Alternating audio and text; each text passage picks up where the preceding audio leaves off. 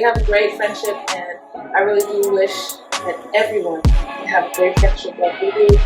I'm having a time of my life.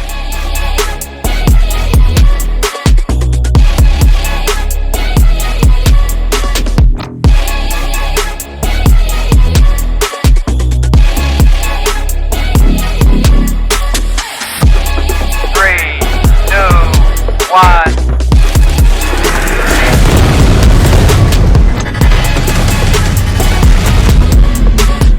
Everybody, welcome to Dose of Uncommon. I'm Bill Nealon. And I'm Shera.Shim. Don't forget to like, comment, and subscribe. We want to hear from you guys. Shera, can you believe how fast time's going? Yeah. We're almost in the middle of August. Before we know it, Halloween will be here. Hey, what are you doing for Halloween this year? Well, unfortunately, Halloween used to be a great holiday for me, and it's no longer a good holiday. Last year, the year before, my dad passed away a couple of days before Halloween. I was in full Halloween costume at a party, having a great time.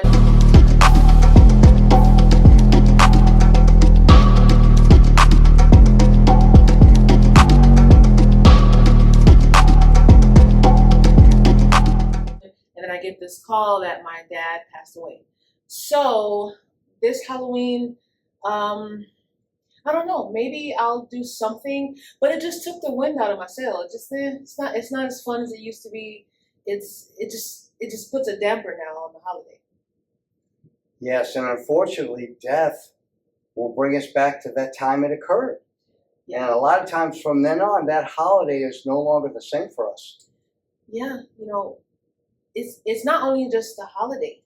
It's what came with that entire process. So you were there with me the Yes. entire time. I found out that he passed away at a party, and from that moment, it was like I just grew up, snap of a finger. I was 33 years old, and I was in charge of doing his burial service, and trustee of everything, the life insurance, everything you can think of. And I remember just a couple years prior to that, when he did tell me that he would make me the trustee and the one to handle all of his information, I didn't want it. I said, listen, please give it to your favorite son, which is his only son, because they had a great relationship.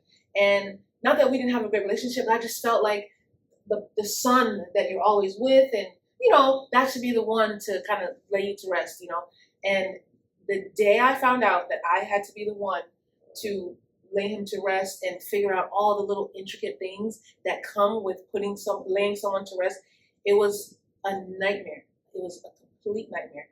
Not to mention the people, your family, your friends.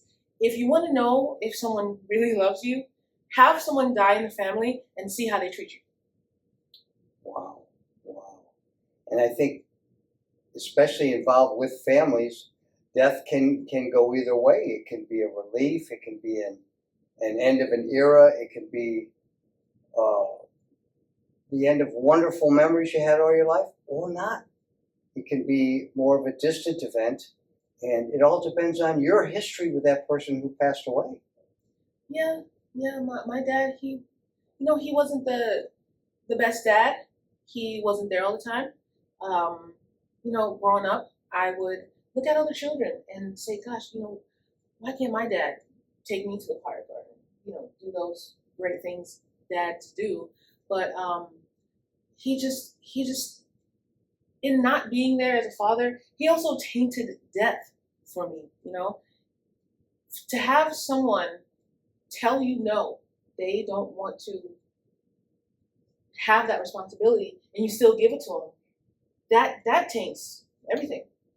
The holiday, the memory, the feeling of death, how you handle death, how you grieve. And I can say that I don't know if I even had the opportunity to really grieve, because I was hit with trying to figure out how I'm going to do this. And it was really hard, because you have everyone in your ear. Everyone's telling you what to do, what you should do, why you shouldn't do this, where you should go, how you should spend the money. It was just a huge tornado of of information and people and things, and so you never really get the time to grieve. And even when you hear someone crying or expressing their emotion, you don't really have the time to sit with them and go down memory lane, because you've got things to do. You've got to get stuff done. So I don't even think I even grieve. And over time, you just move on. Does that make sense? Yes, I was with you.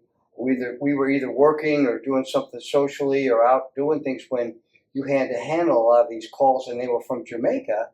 And a lot of these people were people Shera hadn't even seen or been in contact with for months.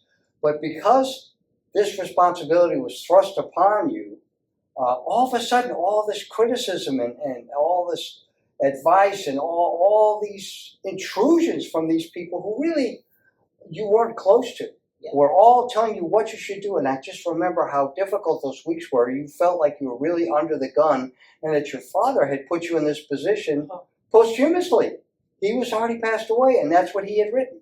And I remember you telling me, Bill, I didn't sign on for this. Now I'm in charge of all these decisions as to where he's to be buried, what the arrangements are. I'm not near Jamaica. I haven't been to Jamaica. And it was terrible. I just remember the stress you were under for those weeks.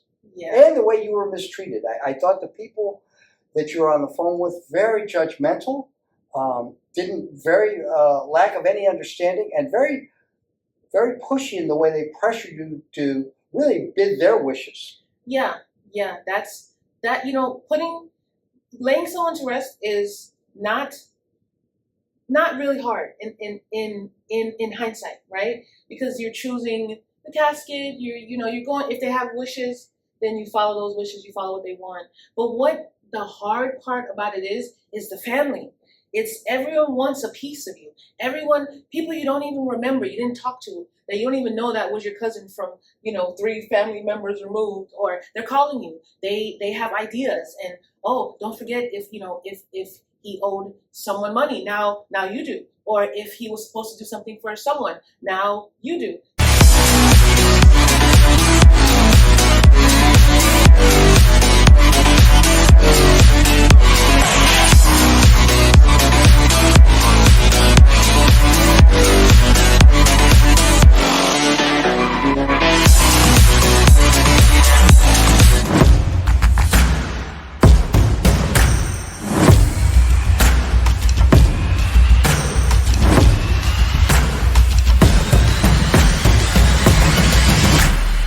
It's the burden has fallen on you to now take over everything in their life, their house, their car, their clothes, their jewelry. All these things are decisions you have to make, and family does not make it any better, especially when it comes to gossiping and how news gets around, and when they're unhappy with how they feel that the funeral should go, especially like something like a funeral date. To set a date. So I'll give you one little scenario. I'm an entrepreneur, and I'm not going to say I'm more leisure than everyone else is, but I set my own days and times, and I don't adhere to a schedule. I wasn't trying to set a time frame for when I can go. I was really trying to incorporate everyone, but everyone has a date. Let's do it before Thanksgiving. Let's do it a week before this. But we all have to get on the same page. So something as simple as just setting a date was the hardest thing to hammer down. And when it comes to trying to please everyone, you can't. You can't.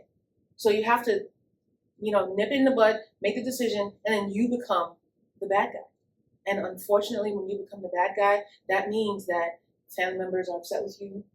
They might want to kick you out of the family. They don't want to talk to you anymore because you didn't do what they wanted you to do. So, just death in itself, that one experience with my dad, and that's a big person to pass away in one's life as a father, not a friend, not a classmate, but your father. And he really changed my view on death. He changed how I even thought I could grieve, what I think of my family members. It changed everything. And then roll that up into a ball and attach it to Halloween. So I know it's a lot. It's a lot. Well, I can remember why you felt that way, and I can remember all the turmoil that surrounded that time. And I was so proud of you because you trusted your instincts. Because I remember they seemed to me to be some unsavory characters that said, "Well, I'll do that for you. Yeah. Let me handle that for you. Look, this is the way we do things down here. Let me do that. I can talk to this and talk to that. And what are those bank numbers? And I'll do that for you." And I was proud of you the way you held strong and stuck to your guns, even though some of the decisions you made might have been unpopular with a few, and there were a few that were pretty vocal about that. But you stayed true, you did the fair thing, you did the right thing, and you did the expeditious thing. You did it as quick as you could, you got onto it, and yet criticism from every angle. Conversely, I remember when my father passed away, it was nothing like that. He was very beloved. But in the same way, when that date occurred, and you're never ready. And my father had been ill for months. He died slowly of cancer. But still, when that day happens, you think you're ready, but you're not. You're never really ready. And there was so much to do. Both my mother and father's side are large families. There were so many people to notify. My parents had retired for 18 years in Oklahoma, so there had to be a funeral there, but there was a second funeral in Chicago for all the relatives, a very, very big affair. And all the planning had to be done for that. We had to ship the body. It was flown to Chicago, and we all drove from Oklahoma to Chicago, about a 14-hour drive. There was a second huge funeral, so we almost didn't have time to grieve. There was so much planning. And it's funny, I distinctly remember about 5 weeks later or so, I was in my apartment, and the finality all hit me. And I realized I'm never going to hear my dad's voice on the phone. I'm not going to call him. He's not going to walk the earth anymore. I'm not going to see my father anymore. And the finality of that hit. And I grieved and I wept bitterly for about 20 minutes. And it sunk in that he is gone. When all this is thrust upon you to get all these things done, you're almost in hyperdrive. And I remember you were too. You were efficiently getting so much done so quickly, because you were under the gun. You had to. And similarly, in my father's case, there were so many people to talk to, so much to do, and you got to bear up at the funeral when everyone's saying, and you might have heard it 14 times, but you got to thank that person and smile and say, "Thank you so much." And we had to honor the memory of my father in that regard. And death shapes you. And in your experience was a very difficult thing that was thrust upon you, all this responsibility you did not ask for, and you really weren't a part of, because you told me your father was absent from your life since you were about 3 years old. Yeah. So that brings up a great point. Listening to you, I hear you say that you wept when you realized that your father was gone, and because I had not had this great relationship with him. We talked on and off. He wasn't there. I didn't have that. I'm so far removed from that. I know that he's gone, and I knew the day that he passed away that he was gone. And there was something in the air, or something. You just know the person is gone without ever having to hear them speak again. You know in your soul they're gone. And besides the time I had with my family and everything in between mixed in with that, I couldn't really grieve for him. We didn't have that relationship, and I really don't like when people they want you to be something you're not, or they want you to have this emotion that you just don't have. And I get don't speak ill of the dead. Not going to do that. But it doesn't change who they are. And it doesn't change my experience. And so because they're gone, does it mean that I'm supposed to make them into a martyr or this angel now because they're gone? And once they're gone, they're good. No, if they weren't great in life, you don't have to speak bad about them. But you do deserve to speak your experience and have your opinion. And I don't think people should try to change that. I don't wish I had any type of feeling. I feel content with how I feel. I don't feel any kind of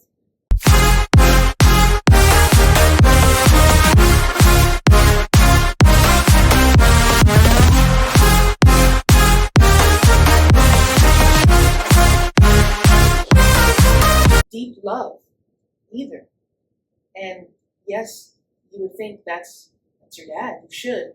But if a person is not there, if they were absent from most of all your life, and they were not the best father figure for you, and you had these fun times, but nothing of emotion and these great memories that you can hold on to, then the grieving process is not going to be where I cry for 20 minutes. And I love that for you, because when you talk about your dad, I feel like he's my dad too. I feel like he's my dad. All the lessons he's taught you, Bill still says today. And if I were to round him up a little bit and start talking about his dad, you will see him cry, which I'm not going to do. But he is my dad too. He's my dad too. And I like that for you, that you were able to miss that person and grieve that person, because he was a good dad for you. Well, I'm glad you feel, and you're being so fair to yourself. Mm-hmm. How can you have feelings for memories that were never there? I have these warm memories of Christmases and Thanksgivings and gifts because I had a close family. You did not. Yeah. So you can't feel guilty that you have no feelings for your father. He didn't give you them to share. Mm-hmm. They weren't shared with you. You didn't feel emotion or love or support from this man who was there, and how tough that must have been for you when other girls at school were talking about their father and talking about what they did and what they bought him for Father's Day, and you had an absentee father. How hard was that? So yes, there's going to be some feelings about what you missed out on. Oh yeah. And maybe that, here I had a father who wasn't a part of my life. So I can't feel sad of his passing. He didn't leave me the memories to share, the memories to cherish. It wasn't there. Yeah. So of course you're not going to feel, and his death isn't going to move you. Yeah. Certainly not. Yeah. But I did my best, and that's really all that you can do in this situation, is your best. I walked away feeling accomplished because I did what I didn't even know I could do. When that was thrusted upon me to take care of this situation, I had no idea where to even start. So the fact that I gained information, handled certain things, got things done, I am proud of myself. And this is something I would not wish on my worst enemy, because it is hard. And death also does. We always think, oh, it helps bring the family together. No, it doesn't. Trust me. And everyone has a different opinion. Don't be mad at me for my opinion, but it's just death and grief and all of that is not a mushy topic for me. It's more of like a business contract. Mm-hmm. It's like, let's get it done. Let's get it done. In your instance, you didn't sign up for that, and this was a responsibility no one would want that was thrust upon you, and dealing with someone you really didn't know anymore. So yeah, of course that would be like a business thing. Well, this is a task I've been saddled with that I have to do now. How efficiently can I do it? But there's not a lot of emotion attached to it because it wasn't given to you. Yeah. What is there to miss if there were no memories made? Yeah. So yeah, I think that's a very practical way. How can you feel any other way, Shera? You really can't. Mm-hmm. But as we're all getting older, we're getting to an age where our friends are terminal, and we're all getting older, and that is a reality. I go to a lot more funerals than I go to weddings at my age. I don't go to many weddings, but I've been to some funerals. But all of us will lose people we love, and I think good or bad, death shapes us. It has us check ourselves and try to live each day a little better and think back what we learned negatively or positively from that person's existence here. Yes. And hopefully we'll have most of those that pass away that are closest. We have some good memories we can remember them, but not all. Not all. You know what? It is okay to not have these strong, happy, flowy, butterfly feelings of, missing someone. Or don't feel like you have to say great things to be a part of the memory and, fall in line with everyone else. You are allowed to have your opinion. You are allowed to feel the way you feel, but you don't have to voice it. You don't have to outwardly say, I don't like this or I don't like that. You can just keep it to yourself. When you're around other people who are speaking positively about the person that you're not fond of, you can choose to be quiet. You can choose to not say anything. And that sometimes silence is powerful. But you are allowed to have your opinion.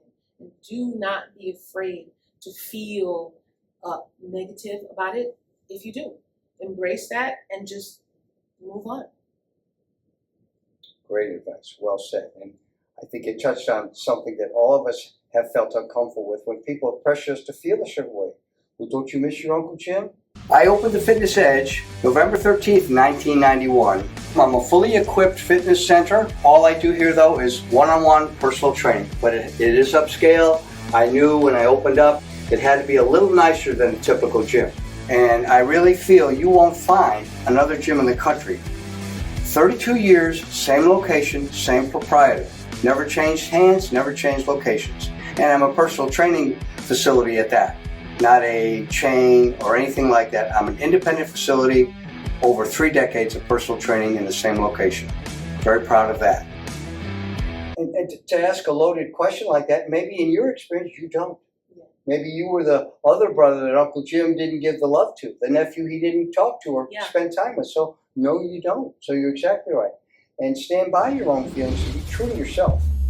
And sometimes you can do that, like you said, just be, not stirring the pot, but just in honor of them, staying quiet. And that's a classy thing to do. I agree. Well, I really hope you enjoyed this topic. It's a tough one. It's a tough one. And maybe for Halloween, I may not dress up like I normally do. I mean, I was in full Black Panther, okay, on that day. And normally I dress up, ears, hats, whatever costume I am in it, I'm hanging out. And you know what?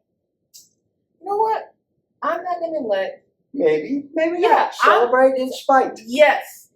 I'm not going to let that ruin my love for that holiday and just being festive and hanging out. I am going to now try to separate the two. That's a great idea. Great outlook. Listen, I'm 35. I can't continue the rest of my life associating this with Halloween. That's right. I got to separate it. So I'm going to do that. And I hope if you guys feel the same way, if you have anything in your life going on like this, that you learn to separate the two and get back to enjoying who you are and being your best self. And I feel better because I'll get to see you in another costume. That is coming. You look forward to that. So, guys, thank you for tuning in to Dose of Uncommon. Please, we would love to hear your comments on this particular subject. And we just want to know what you guys think in general. So we will definitely see you next time on Dose of Uncommon. So long. I'm at Dose of Uncommon headquarters.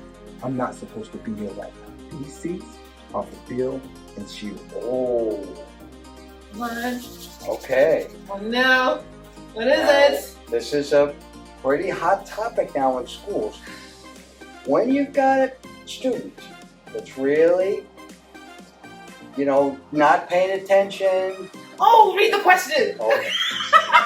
She always does that. Straight ruins my moment. I'm over here hurry up.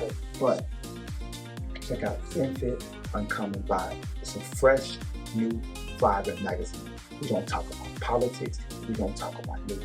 Go to zenfit.net and subscribe. Kevin.